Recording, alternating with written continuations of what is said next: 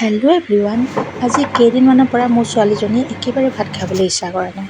কিয় বুলি ভাবোঁতে মই আইডিয়া কৰিলোঁ যে হয়তো তাই আমাৰ লগত বনোৱা ভাতকেইটা খাবলৈ অসুবিধা হয়। সেই গতিকে আজি ভাবিলোঁ তাইলৈ অলপ বেলেগ দৰে বনাওঁ। আৰু সেইবাবে একমুঠিমান চাউল লৈছোঁ। এইখিনি তাইৰ কাৰণে হয়তো যথেষ্ট বেছি হ'ব, উপায় নাই, ইমান কমকৈও বনাব নোৱাৰি। আৰু কেইটামান চব্জি আনি ল'লোঁ, বিন, গাজৰ আৰু বিট। আৰু এতিয়া অলপ পানী সৰহকৈ দি মই বইল কৰি থাকিম। আৰু হিচাপ অনুসাৰে অলপ নিমখ দিছোঁ, ভাল নিমখ দিছোঁ। এতিয়া মই উতলিব দিছোঁ। ইয়াত দেখিছেনে প্ৰায় উতলি হৈছে, কিন্তু আৰু অলপ সময় বাকী আছে। অলপ সময় ভালদৰে উতলাই লোৱাৰ পিছত এয়া একদম ৰেডি। কিন্তু এনেদৰেতো সোৱাদ নাপাব নহয় জানো, সেই গতিকে মই ভাবিলোঁ দেশী ঘি 2 চামুচ তাই দি দিওঁ। তো ইয়াতে মই দেশী ঘি 2 চামুচ দি অলপ সময় লৰাই থাকিলোঁ।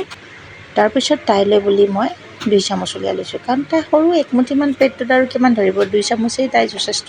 ইমানখিনি তাই খাব নোৱাৰে যিহেতু। আৰু যেতিয়াই তাই বাতিটো দিলোঁ, আজি তাইৰ আগ্ৰহটো ভাল দেখিলোঁ। নহ'লে ভাত দেখিলে তাই একদম পলাই ফুৰে যে ভাত নাখাওঁ, মুখখন বেকা কৰি দিয়ে।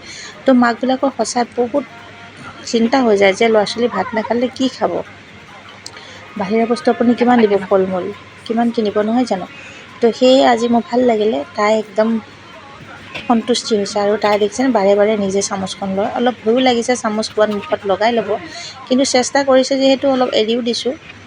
এৰি দিবও লাগে নহয় জানো।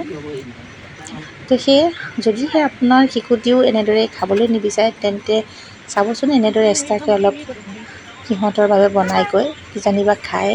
আজি মই প্ৰমাণ পালোঁ, মোৰ শিশুটিও, ছোৱালীজনীও খুব ভালদৰে খাইছে। গতিকে সকলোলৈ, মাকবিলাকলৈ ভাবি ভিডিঅ'টো আপোনালোকক আগবঢ়াই দিলোঁ।